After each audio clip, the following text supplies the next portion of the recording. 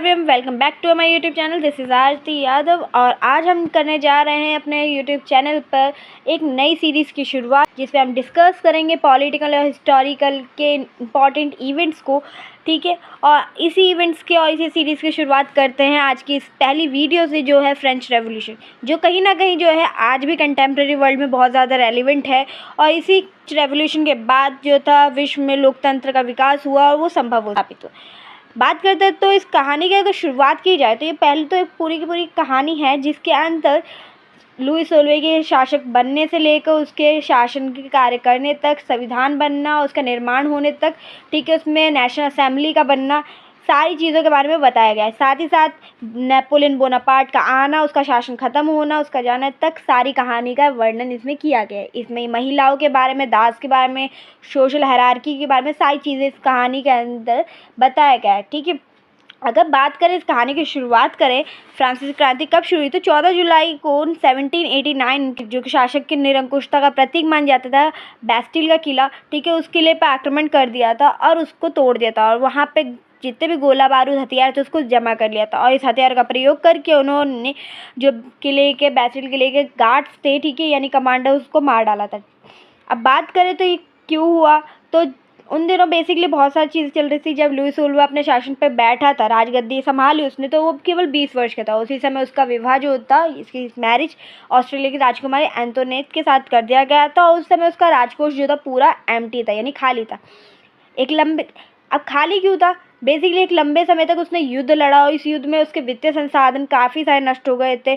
उसके महल को सजाना, ठीक है, उसका रखरखाव करना, सैनिकों को उनको रखना, उनको मेंटेन करने में काफ़ी ज़्यादा पैसे की ज़रूरत लगती थी। ठीक है, इसके अलावा जो था लुई सोल्वे के शासनकाल में फ्रांस ने अपने सहायक देश था अमेरिका, उसके कई सारे देशों को ब्रिटिश के उपनिवेशवाद से बचाने में, उसको आज़ाद कराने में काफ़ी सहायता की, क्योंकि फ्रेंच जो था, ब्रिटेन आपस में दुश्मन थे और दुश्मन का दुश्मन जो था वो दोस्त होता है। इसलिए जो था उन्होंने, फ्रांस ने बेसिकली अमेरिका को उससे आज़ाद करने में, उससे लड़ाई लड़ने में काफ़ी सहायता प्रदान की। और इसी सहायता के चलते जो था उसे काफ़ी सारा कर्ज उठाना पड़ा, वित्तीय सहायता देनी पड़ी, सेना इत्यादि का कर्ज उठाना पड़ा, जिसकी वजह से शासक का जो बेसिकली राष्ट्रीय बजट, उसका नेशनल बजट में से आधा भाग जो था केवल कर्ज देने में ही चला जाता था।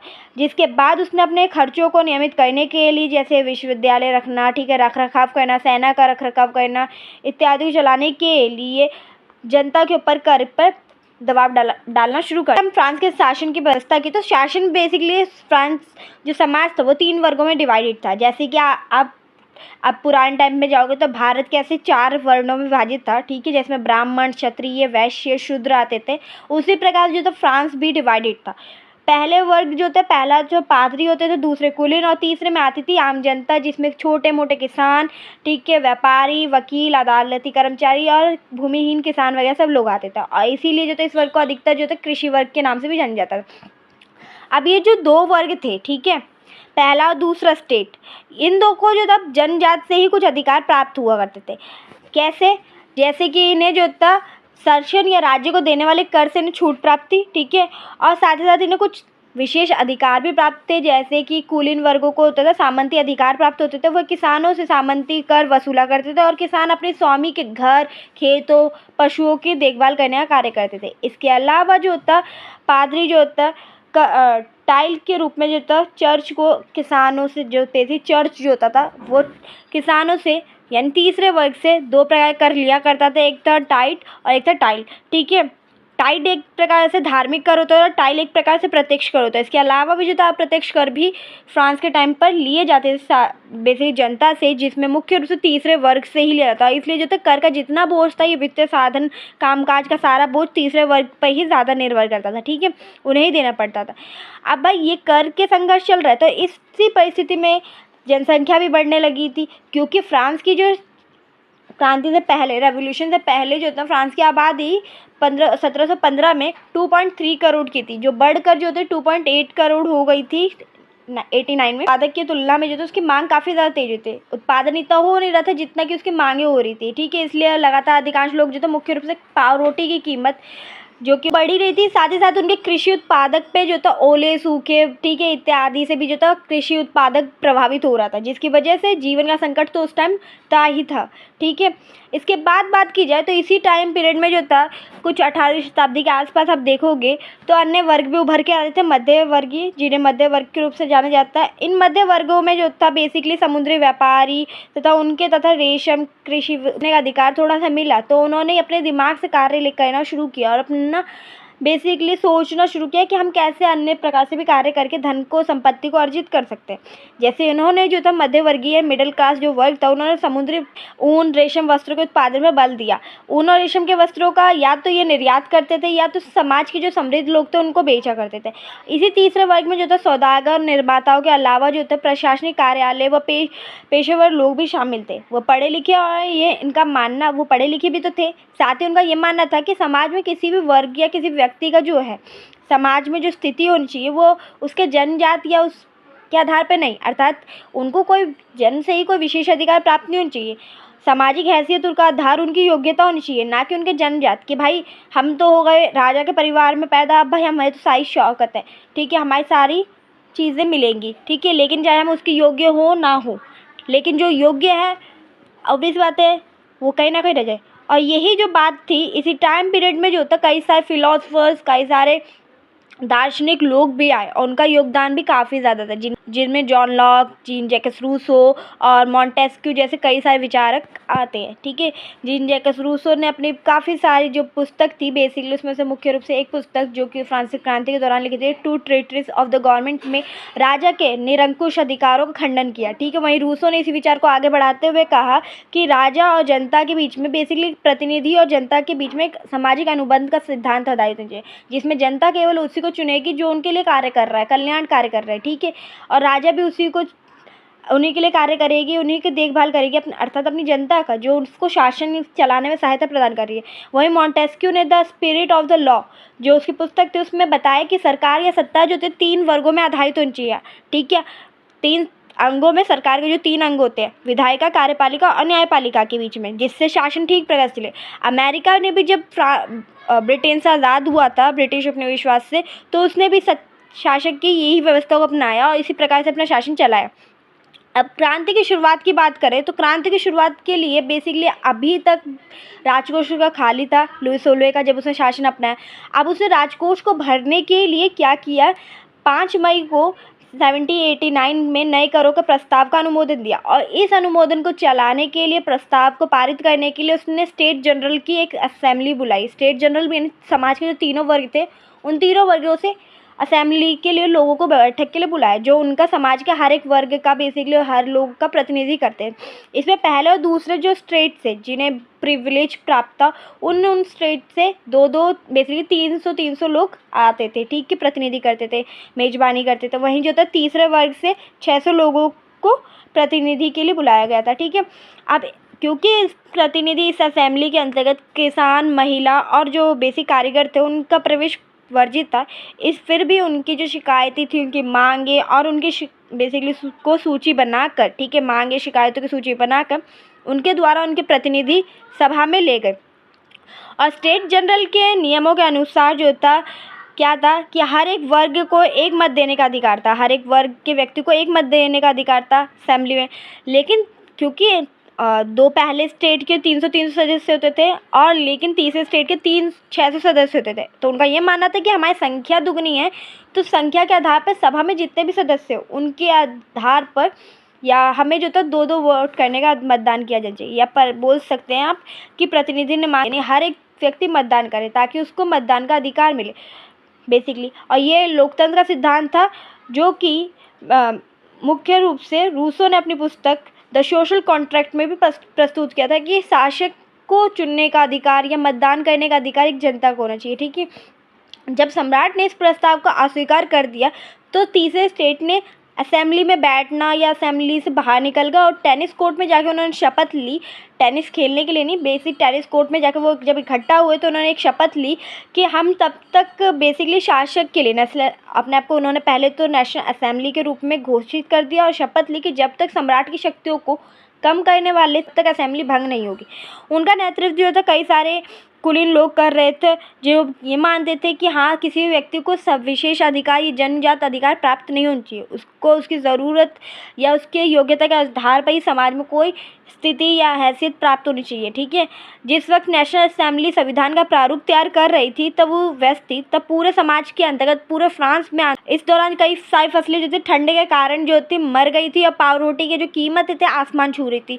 और बेकरी वालों ने क्या किया, इस स्थिति का फ़ायदा उठा के उन्होंने खोरी करना शुरू कर दिया। बेकरी की दुकानों के आगे जो था लाखों घंटे लोग जो थे खड़े रहते थे इंतज़ार में, और जब उनकी बारी आती थी तो उन्हें भारी कीमत देकर जो था पाव रोटी खरीदनी पड़ती थी, बहुत कम। इसी में जो था गुस्सा महिलाओं की भीड़ ने जो था दुकान पे धावा बोल दिया था। दूसरी तरफ सम्राट के सैनिक जो था, जब सम्राट को पता चलता है कि शासन या फ्रांस के अंतर्गत साम्राज्य के अंतर्गत ऐसा तनाव और संघर्ष चल रहा है, तो सम्राट अपने सैनिकों को स्थिति को संभालने के लिए भेज देता है।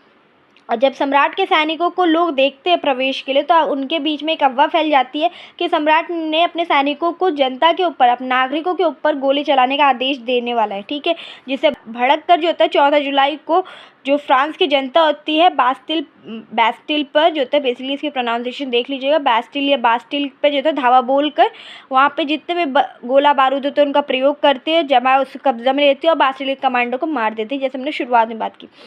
कुलीन भी जो थे इस भय से डर के जागीर छोड़ कर भाग जाते हैं, कई तो पड़ोसी देशों में जाकर अपनी शरण लेने लग जाते हैं। अपने विद्रोही प्रजा की शक्तियों का अनुमान लगा कर जो होता है, जब लुई 16 का पता चल जाता है कि इसके आगे वो नहीं टिकने वाला है, तो इस दौरान वो क्या करता है कि नेशनल असेंबली को मान्यता दे देता है, और उसने जो चीज़ कही होती है उनके जो संविधान की मान्यता उसको भी स्वीकार कर लेता है, और अब से ये तय कर देता है कि फ्रांस में अब से संविधान पर अंकुश होगा, यानी सत्ता संविधानिक होगी। ठीक है, संविधानिक राष्ट्रतंत्र होगा, यानी बेसिक कॉन्स्टिट्यूशनल मोनार्की पर ही बात की। और 4 अगस्त 1789 को जो रात को असेंबली ने कर कर्तव्य वंदन वाली जो थे आदेशों को जो था पारित किया। पादरी लोगों को जो था अपने विशेष अधिकार छोड़ने पर विवश किया। पादरी लोगों के पास कौन सा विशेष अधिकार था, एक सामंत का अधिकार और दूसरा टाइड और टाइल कर का जो अधिकार था वो। ठीक है, और साथ ही साथ जो राज्य को वो कर देने के प्रिविलेज में थे वो सारी चीज़ों को न छोड़ना पड़ा। धार्मिक कर समाप्त कर दिया और चर्च के अधीन जितने भी स्वामित्व वाली भूमि थी उनको जब्त कर लिया। इस प्रकार जो था कम से कम 20 अरब की संपत्ति जो थी शासक के हाथ में आई थी, सरकार के हाथ में।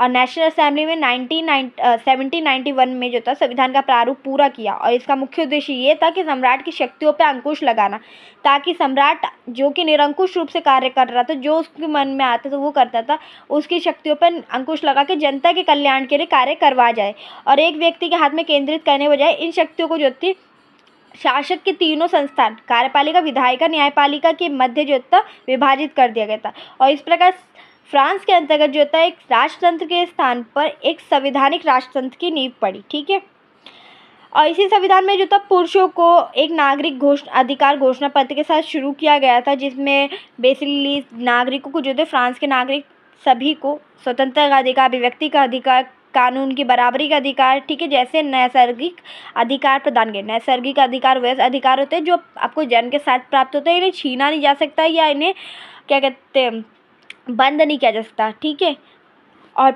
हर राज्य की सरकार का ये कार्य होता है कि वो अपने नागरिकों के नैसर्गिक अधिकारों की रक्षा करे। ठीक है, क्रांति द्वारा जनता को जो था भारी क्षति, आर्थिक हानियाँ, कठिनाइयाँ झेलनी पड़ी। अब पुरुषों ने मोर्चा जब चलाने बाहर चले जाते थे, जब ऐसी सिंपल सा हम बताते हैं कि जब पुरुष घर से बाहर जाते तो घर की पूरी जिम्मेदारी महिलाओं पे आ जाती है। फिर घर में बच्चों को पढ़ाना, देखना, उनकी देखभाल करना, पालन पोषण करना, घर वगैरह काम सारे वो महिलाएं करती हैं, क्योंकि 1789 में जो था क्रांति में सिलसिले को आगे बढ़ाया। देश की आधी से ज़्यादा आबादी को ऐसा लग रहा था कि संविधान में उनके लिए कोई कानून, नियम या उनके बारे में नहीं ध्यान दिया गया। ठीक है, जिसकी वजह से आधी जनसंख्या तो यही सोच रही थी क्रांति को और जारी रखते हैं, क्या पता हमारे लिए और कल्याण के लिए कार्य हो सके।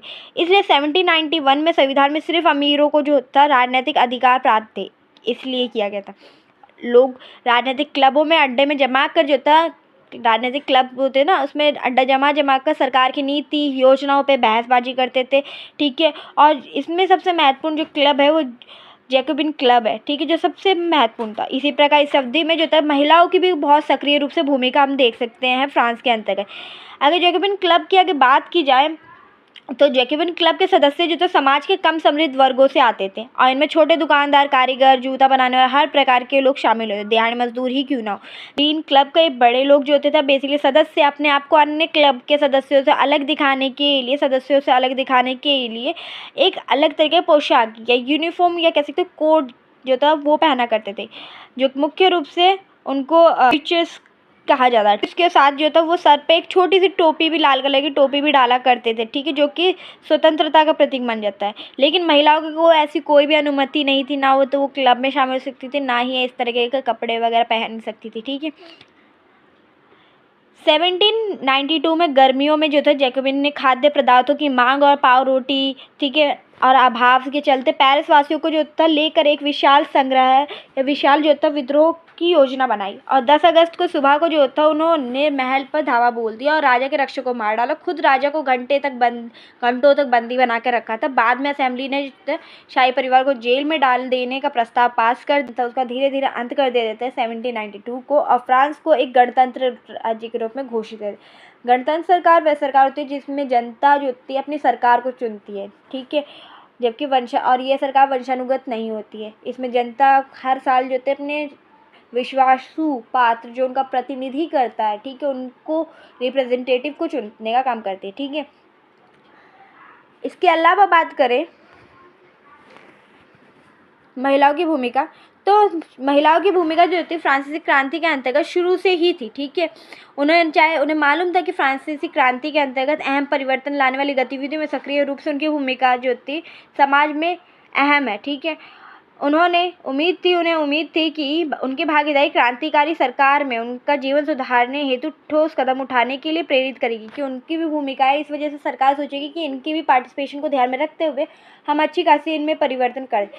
तीसरा जो स्टेट था उसकी अधिकांश महिला अपने जीवन को निर्वाह करने के लिए क्या करती थी, अलग अलग कार्य करती थी, घरेलू कार्य जैसे सिलाई करना, बुनाई करना, ठीक है, और भी बाज़ारों में ले जाकर जो होते फूल सब्जियां बेचना। इसके अलावा जो होता है वो घरेलू कार्य भी करती थी, ठीक है।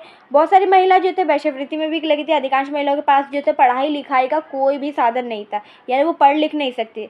व्यावसायिक प्रशिक्षण के मौके नहीं थे उनके पास, ना तो वो ऐसा कार्य नहीं कर सकती। लेकिन कुछ महिलाएं जो थे कुलीन परिवार की अर्थात तीसरे स्टेट के धनी परिवार की लड़कियों को ये सब चीज़ें पढ़ने का लिखने का अधिकार था। कि मजदूरी जो था पुरुषों की तुलना में बहुत कम होती थी और महिलाओं ने अपने हितों को हिमायत पर जो था उनका करने के लिए खुद को राजनीतिक क्लबों में शुरू किया गया। फ्रांस में जो था लगभग जब 1792 के बाद बोल सकते हैं 90s के बाद जो था लगभग फ्रांस में 60 से भी ज़्यादा क्लब थे जो महिलाओं के थे, ठीक है, जिसमें महिलाएं जुड़ी थी। जिसमें सबसे महत्वपूर्ण जो क्लब था वो the society of revolutionary and Republican women था, जो सबसे मशहूर था। ये एक मांग यह थी इस क्लब की कि महिलाओं को पुरुषों जितना समान सामाजिक अधिकार, राजनीतिक अधिकार प्राप्त नहीं है। महिला इस बात से निराश थी कि 1791 में जब संविधान दोबारा से लागू किया, उसमें दोबारा संशोधन किया गया तो उनके हितों को ध्यान में नहीं दिया गया और ना ही उन्हें एक्टिव जो था सिटीजनशिप मिली, यानी सक्रिय नागरिकता मिली, ठीक है, उन्हें बल्कि असक्रिय रख दिया गया, ठीक है, जो कि बेसिकली देश में रहती हैं लेकिन वो नागरिक नहीं है। इसके बाद जो था महिलाओं को मतदान, साथ ही साथ महिलाओं को मतदान, असेंबली में चुने जाने, राजनीतिक पदों की मांग रखी। इस जो क्लब था, ठीक है, उनका मानना था कि तभी जाकर सरकार में हमारा वास्तव में प्रतिनिधि होगा। प्रारंभिक वर्ष में जो था बेसिकली क्रांतिकारी सरकार में महिलाओं को जीवन सुधार लाने में बहुत सारे कानून लागू किए, सरकारी विद्यालय स्थापित किया और कई सारी महिलाओं को शिक्षा स्कूल अनिवार्य कर दिया। जो प्रारंभिक शिक्षा थी उसे अनिवार्य कर दिया। पिता जो था तलाक को कानून रूप दे दिया गया और मर्द और औरत दोनों ही अपनी अर्जी देने का अधिकार दे दिया कि अगर आपको एक दूसरे से डिवोर्स भी लेना तो आप दोनों एक अर्जी दे सकते। पहले तो सिर्फ पुरुष था लेकिन अब महिला को भी, अब महिला व्यावसायिक प्रशिक्षण भी ले सकती तो कलाकार भी बन सकती, छोटे मोटे व्यवसाय भी चलाया। फिर भी राजनीतिक अधिकार के लिए महिलाओं को एक लंबा संघर्ष करना पड़ा। आतंक राज के दौरान जो थे सरकार ने जो था महिलाओं के क्लबों को बंद कर दिया और उनको राजनीतिक गतिविधियों पर प्रतिबंध लगाना शुरू कर दिया और कई जानी मानी महिलाओं को गिरफ्तार करके उन्हें मार भी दिया गया था, ठीक है। 18वीं सदी में दास प्रथा को भी जो थे इस प्रकार, इसमें तो महिलाओं की स्थिति का हमने वर्णन किया कि जिनमें महिलाओं को राजनीतिक अधिकारों के लिए हमेशा जूझना पड़ा और लड़ना पड़ा। लेकिन दास प्रथा भी जो थी कुछ कम नहीं थी, ठीक है। दास प्रथा की बात की जाए, फ्रांस में जो है दास प्रथा सबसे ज़्यादा निंदनीय नहीं हुआ करती थी। इतना भी नहीं देखा जाता कि दास है तो हम क्यों उसको देखें, एक ह्यूमन की तरफ देखा ही नहीं जाता। नेशनल असेंबली में कई लंबी बहसें चली कि दासों को जो होता है मूलभूत अधिकार प्रदान चाहिए और दास प्रथा, क्योंकि बेसिकली नेशनल असेंबली को कई कानून पारित नहीं हुए। 1974 में जब कन्वेंशन हुआ था तो फ्रांस में उपनिवेश में सभी दासों को मुक्त करने के लिए कानून पारित किया गया था, परंतु जो था छोटे मोटे कानून सी ये अवधि में लागू किए गए थे, क्योंकि बेसिकली इससे पहले नेशनल असेंबली ने कई लंबे दास प्रथा को समाप्त करने के लिए कोई भी कार्य नहीं किए थे, क्योंकि उन्हें लग रहा था कि समाज के अन्य जो वर्ग है या व्यवसाय व्यापारी है जो जिनका कार्य या व्यापार जो है दासों पर निर्भर करता है वो उनका विरोध करेंगे। ठीक है, इसके चलते उन्होंने कभी भी इस चीज़ को पारित नहीं किया, लेकिन 1994 में इस कन्वेंशन के थ्रू इसको किया गया कि कुछ दासों को मुक्त करने का कानून पारित किया गया, पर यह कानून एक छोटी सी अवधि के लिए लागू हुआ। 10 वर्ष के बाद जो तो नेपोलियन दास बोनापार्ट आया तो उसने इस प्रथा को दोबारा शुरू किया, क्योंकि उसका मानना था कि बागान के मालिकों को अपनी आर्थिक हितों को ध्यान में रखने के लिए कार्य करने के लिए अफ्रीकन निग्रो की जो होते हैं लोगों को गुलाम बनाने की स्वतंत्रता मिली है कि वो बना सकते उनको रोजगार मिलेगा, ऐसे सोच के उसने किया और उनको भी सहायता होगी अपने व्यापार चलाने में। फ्रांस उपनिवेश में अंतर रूप से जो था दास प्रथा का उन्मूलन 1848 में हुआ था, तब जाकर पूरी तरीके से दास प्रथा समाप्त हुई थी, इससे पहले नहीं। जब नेपोलियन बोनापार्ट आया था 1804 में तो खुद को उसने फ्रांस का सम्राट घोषित कर लिया और अपने आसपास के पड़ोसी यूरोप के जितने भी देश थे उन सबको अपने हाथ में लेने सोच लिया कि भाई अब ये सब भी मेरे हाथ में आ जाए जिस प्रकार फ्रांस है। जब नेपोलियन आया तो सबको फ्रांस में लगा कि हमारा एक रक्षक है, हमारा जो प्रजा पालक के रूप में देखता है, लेकिन बहुत ही जल्दी जो था उसने अपनी सेना को प्रजा के ऊपर नियंत्रण करने के लिए स्थिति शुरू कर दी। ठीक है, जल्द ही लोग जो उसके प्रजा पालक थे या जो उसे प्रजा पालक प्रजा रक्षक समझते थे, बहुत जल्दी उसने ये चीज़ें समझ ली कि वो हम पर भी लुई सोल्वे की तरह ही अपना शासन करने आया है। नेपोलियन ने खुद को यूरोप का आधुनिकीकरण का जो अग्रदूत भी कहा था। उसने निजी संपत्ति की सुरक्षा कानून बदल दिया, दशम प्रणाली आधारित कर दी थी इनके लिए, जो नापतोल की समान प्रणाली चलाई जिसके माध्यम से जो था सही प्रकार से लोगों को सामान मिलता। 1815 में वाटरलू में उसकी हार हुई और यूरोप के बाकी हिस्से भी मुक्त हो गए।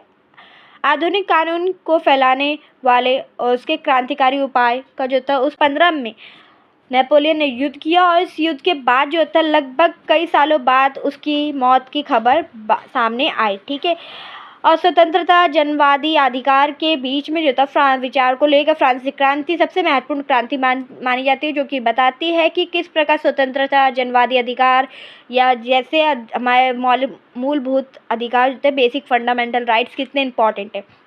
और ये विचार जो था 19वीं शताब्दी में फ्रांस से निकल कर बाकी यूरोप में भी फैला और इसके कारण वहाँ सामंती व्यवस्था नाश हुई। ठीक है, वो समाप्त हुई और अपने समाज में संप्रभुत्व राज्य स्थापित हुआ। उनके आंदोलन में जो था दास्ता भी मुक्त करने का विचार को एक नई परिभाषा दी गई। उसके बाद टीपू सुल्तान, राजा राम मोहन राय क्रांतिकारी फ्रांस में उपजे विचार से प्रेरणा लेकर उन्होंने कई ठोस कदम उठाए और कई सारे महत्वपूर्ण कार्य किए और व्यक्तियों के बेसिकली अधिकारों को रक्षण करने के लिए, उसको बचाने के लिए, उसको प्रेरित करने के लिए और भी महत्वपूर्ण कार्य शुरू किए। तो ये थी वीडियो, तो लाइक करें, शेयर करें और कमेंट करें और अभी तक वीडियो को सब्सक्राइब नहीं किया है, चैनल को सब्सक्राइब नहीं किया है तो सब्सक्राइब करें। थैंक यू, मिलते हैं next video. Till then take care.